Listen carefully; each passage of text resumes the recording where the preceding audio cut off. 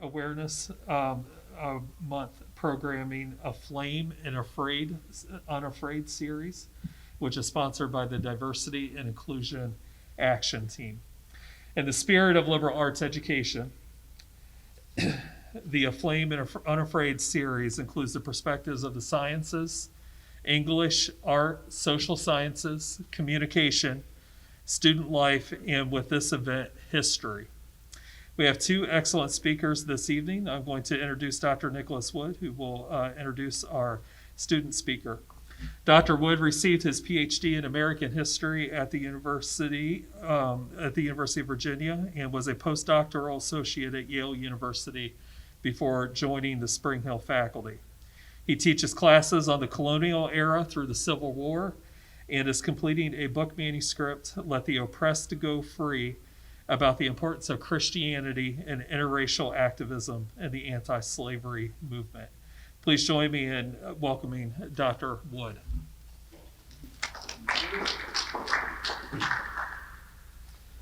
All right, thank you all for coming out in this cold, dreary weather. I'm just going to say some brief remarks on the Civil War, just to put it in kind of context before turning it over to Zach. The Civil War, of course, is one of kind of the defining moments in American history, rivaling the American Revolution, which kind of created our nation. The Civil War transformed it. Most importantly, of course, ending slavery. Slavery had existed initially in all 13 colonies, and then still the southern half of the Union in 1860. And of course, slavery was the most important political issue that led to Southern secession following Abraham Lincoln's election in 1860. And that's important to recognize. The South seceded from the Union to protect slavery. But it's also important to recognize that that doesn't mean that the North went to war in 1861 with the intention of ending slavery. It was much more complicated than that. They were mainly fighting just to restore the Union. And quite frankly, if the war had ended in the first few years, we would have had a reunion with slavery still intact. All the early negotiations trying to prevent secession involved promises of protecting slavery forever. The early, quite frankly, if the South had changed their mind and given up after a few battles, if they'd been defeated, if George McClellan, for example, the Union general, had been a better general and had won, then we would have brought the defeated South, would have come back into the Union with slavery still intact. Some of the southern states that held slaves, Missouri, Kentucky, Maryland, Delaware, they joined the Union effort to bring the rest of the southern states back into the Union. They all did it on the condition that slavery would still be allowed after. However, of course, the war changes over time. By 1863, it is transformed into a movement to end slavery. And that's partly because Abraham Lincoln recognized emancipation was necessary for multiple reasons. One was to prevent another war in the future, recognizing that slavery was the central cause, and by ending slavery, you would prevent another more political controversy over it in the future, and also recognizing just the military advantages to come from emancipation, weakening the South by encouraging slaves to run away from their masters and then protecting them, using the Union Army to protect them, and even more than that, arming those runaway slaves, these former slaves, and letting them join the army and fight against their former masters in the Confederacy.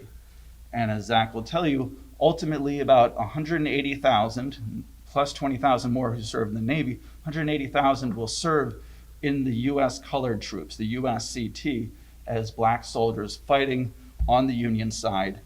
And they play a crucial role in providing the manpower to win the Civil War on behalf of the United States, defeat the Confederate States, and bring them back into the Union, and ensure that the abolition of slavery is part of the legacy of the Civil War. Now, to give you a little more background, we've got Zach Meiselbach. Am I saying that right? Good. Zach Meiselbach here, who's had a number of classes with me. He's one of our history majors here, a junior, and He has been researching Black Alabamians in the Union Army, and please join me in welcoming him.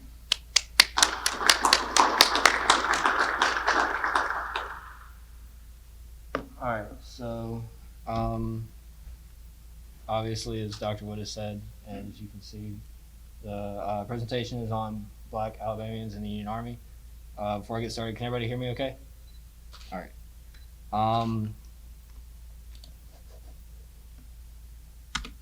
So a brief history. The Civil War started in 1861 and ended in 1865. As Dr. Wood said, it wasn't originally recognized as so, but today we understand that the predominant reason for the war was slavery. Around 2.75 to 3 million soldiers fought in total, with around 750,000 of them being killed during the war. The average soldier for both sides was a white Protestant farmer, and for the Union was just under 26 years old. But for the Confederacy, there's no accurate calculation for the average age. By the end of the war, however, most of the Confederate soldiers were old men or young boys who were pressed into service. The Emancipation Proclamation was issued on January 1st of 1863 and declared all persons held as slaves in rebellious states were henceforth free. After the war's end and the Confederacy's defeat, the Constitution was amended with the 13th, 14th, and 15th Amendments. The 13th Amendment abolished slavery. The 14th Amendment gave equal civil and legal rights to all former slaves under the wordage of all persons born or naturalized in the United States. And the 15th Amendment ensured that their voting rights would be secured. As far as African Americans in the Civil War in general, around 180,000 African Americans served with the Union Army, which was roughly 10% of the Union Army's troops as a whole. And another 18,000 to 20,000 served with the Union Navy. African Americans not only fought as infantry and artillerymen, but they also performed basically every support duty necessary to keep an army running. They served as carpenters, chaplains, cooks, nurses, laborers, and basically everything in between. African American women served as nurses, spies, scouts, and more.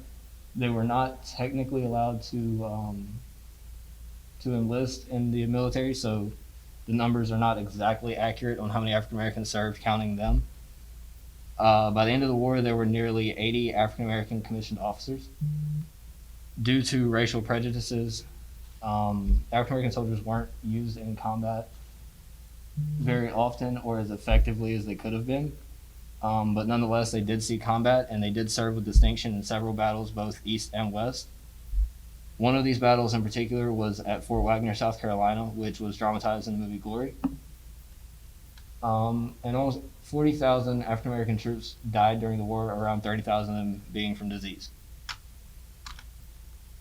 As far as emancipation goes, after the proclamation was given out, enlistment of African American soldiers started off pretty slowly. It wasn't until African American leaders such as Frederick Douglass encouraged African American men to join that recruitment started to pick up. Douglass encouraged military service with the end goal of ensuring total emancipation after the war's end. The Emancipation Proclamation was hindered in some ways and was definitely not perfect. It was completely dependent on a Union military victory, and it only applied to secessionist states that had not yet been captured by the Union, which left out, as it says, any state that was already captured, but also loyal border states that owned slaves.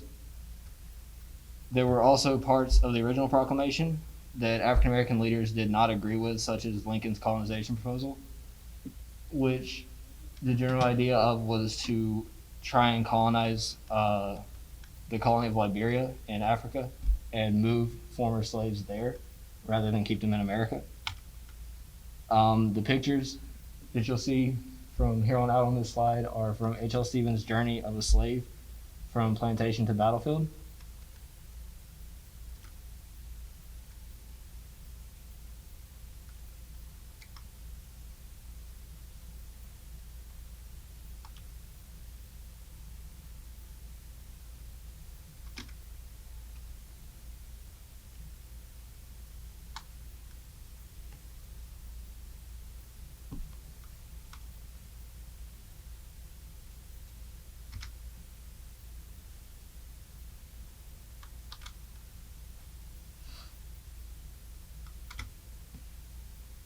As far as black Alabamians in the Union Army, numbers aren't exactly clear as there is disagreement among most historians on what exactly constitutes an Alabama regiment. From what I can tell from the research, it is basically any unit that was started directly in the state of Alabama, rather than a unit that is comprised of mostly people from Alabama. There were 6 different African American units raised in the state of Alabama, and they contributed around 7,300 soldiers to the Union Army between 1863 and 1866. This is about 4% of all African American troops in the war. One of these regiments, the 1st Alabama Cavalry, is at times called into question, however, because it was a partly white unit. Nonetheless, it was a predominantly African American unit. There were also several other regiments of mixed race and origin. Most African Americans recruited in these units were from North Alabama, while a few of them were from Tennessee. Other units also recruited very heavily from the state, but they're not considered Alabama regiments, so they don't really give numbers. The Alabama regiments did not take part in most major battles fought by African American units during the war, but there were a few present in the Fort Pillow Massacre, which was a battle in which the units defending the fort surrendered to the Confederacy, but rather than take them prisoner, they killed about 300 African American soldiers. It was a very controversial part of the war. Continued, while only 4% of the Union Army's African American troops were made up of Alabama regiments, this doesn't mean that African Americans from the state didn't serve with the Union. Others served in the various African American units throughout the Union Army. There were some from Mobile as well, not just northern parts of the state. Of these soldiers, many served in infantry and artillery regiments, but some also made it cavalry regiments, which is very impressive because at the time, cavalry regiments held a much greater distinction than infantry or artillery. The photo is of the enlistment records of a man named Richard Williams. He was born in 1842 in Mobile, and he enlisted on October 12, 1864, at the age of 22 for a term of 3 years, and was assigned to Company C of the 3rd U.S. Colored Cavalry. To the left is the enlistment record of Robert Stewart. He enlisted November 9th, 1864 in New Orleans for a term of 1 year at the age of 16, and he was born in Mobile and was assigned to the 1st U.S. Colored Infantry Regiment. And to the right is the enlistment record of Benjamin Brown. He enlisted January 15th, 1864 in Ohio for a term of 3 years. He was born in 1842 in Mobile, and he was assigned to A Company of the 27th Colored Infantry Regiment. Some more Mobilians in the Union Army. To the left is Richard Worley. I'm not sure about the spelling of that name. The handwriting was not great. He enlisted December 22nd, 1863 in Memphis, Tennessee for a term of 3 years. And he was assigned to the 3rd U.S. Colored Heavy Artillery Regiment as a cook. To the right is a record of Isaac B. Handwriting was, again, not the best, so the last name was pretty hard to read. He enlisted on June 14th of an unspecified year in Knoxville, Tennessee for a term of 3 years and was assigned to H Company of the 1st U.S. Heavy Artillery Regiment. And lastly, we have the record of Curtis Williams. He enlisted on November 27th, 1863 in Lexington, Massachusetts at the age of 18 for a term of 3 years. He was assigned to the famed 54th Massachusetts Regiment that the movie Glory is based off of. He was not, however, at the Battle of Fort Wagner because he enlisted a few months too late. And so for the importance. African Americans served in the Civil War with great distinction and made up a pretty sizable portion of the Union Army by the end of the war. One Union officer later recounted that he could not recall a single instance of African American regiments being routed from the battlefield like he had seen happen to several white brigades on several occasions. There were also 16 African Americans that were awarded the Medal of Honor by the end of the war, which is a lot, especially for the time period. While Alabama regiments only made up 4% of African American troops in the war, as I said before, there were many more soldiers from the state throughout the war in other regiments. And the services of African American men and women throughout the Civil War increased the pressure to combine freedom with civil rights rather than just push through the emancipation alone. African Americans fought and died for the nation, and that was exactly the foundation that they needed to fight for equality for the next century and on. And it set a precedent Frederick Douglass set a precedent for African Americans to use their service to fight for their freedoms and their rights that we can see really up to today and all throughout the 20th century, especially with examples like the Harlem Hellfighters in World War I, or African American and Japanese American units during World War II, all the way up to the desegregation of the military in the Korean War and especially into Vietnam. And in 1870, we can also see the benefits of African Americans' service during the war with people like Benjamin S. Turner, who was born into slavery but was freed shortly before the war and was elected to Congress for Alabama's 1st district, which includes Mobile, and the several other African American politicians, congressmen, who represented the state throughout the Reconstruction era up until the rise of Jim Crow laws and black disenfranchisement afterwards. And that's all I've got for the presentation, so are there any questions?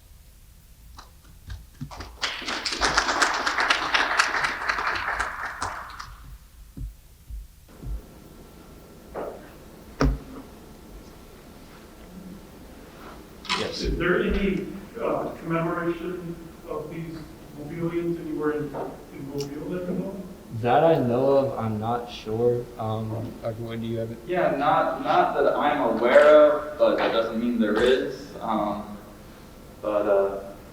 Yeah, I don't know. I will say we got those records of the enlistments through Ancestry.com. And, I mean, there's literally hundreds and hundreds of them. We just grabbed a few of them. But yeah, I mean, there are the individual records like that. And I don't know if anyone's ever done kind of real kind of study look at, because you can search based on what city they came from. So these were just some from Mobile. And as you saw, a lot of these people were born in Mobile, but they enlisted in Tennessee. They enlisted in Massachusetts. And we don't know exactly how that happened. It's maybe people who escaped during the chaos of war, fled all the way, ended up in Massachusetts, and then were offered the chance to go back down south with guns in their hands and took it, or who knows how it happened. But yeah, as far as I know, there's not any commemoration, but there might be in Mobile. I do know at the USS Alabama, not on the ship, but in their exhibition room with their planes and things like that, there is a wall on the back behind the P-51 that has some like names and statistics and stuff of soldiers from Alabama that served in multiple different wars. I don't remember if it goes all the way back to the Civil War. I'm pretty sure I know it at least goes back to World War I, so there's a chance it does. But other than that, I don't know of any specifically for African Americans. Yeah, and I will say the History Museum of Mobile has a really good exhibit on just the role of slavery in history here. But I can't remember how their treatment of the Civil War. They may have something there. They have a really good exhibit on kind of the Middle Passage, the slaves coming from Africa, but I don't remember what they have about the Civil War itself. I'll also say a lot of the records that we or almost all the records that we have of the soldiers from Mobile, they were almost all listed as laborers.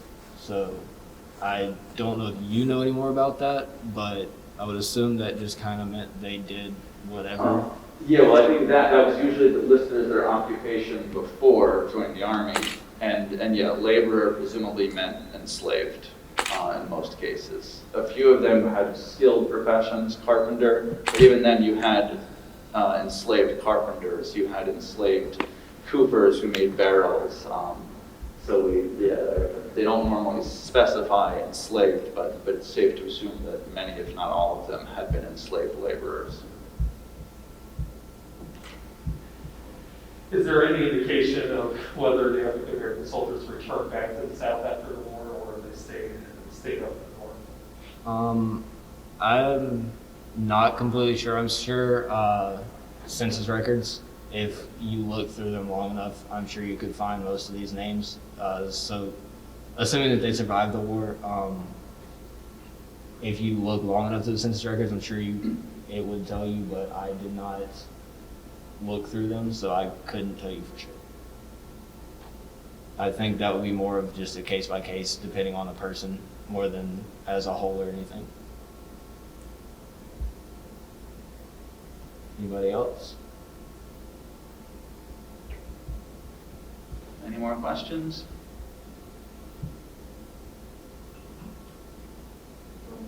Yep.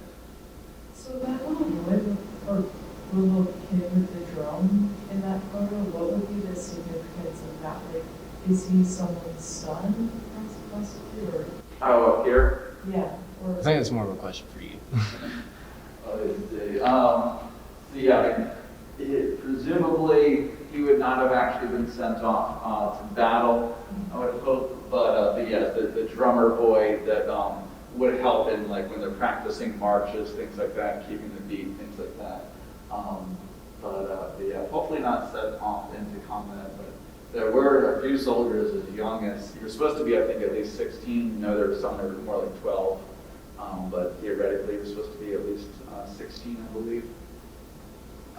Did like the drummers and trumpet players and things like that, did they, if they were older, did they usually go to battle with the unit, or? Yeah, they would, especially, they'd have trumpet players like literally playing music for the charge, especially with the cavalry. So yeah, they did have musicians accompanying them. So assumedly, they would have had an older drummer boy to go with them if they had one at all, not the child? Yeah, presumably older than he looks, yeah. Hopefully.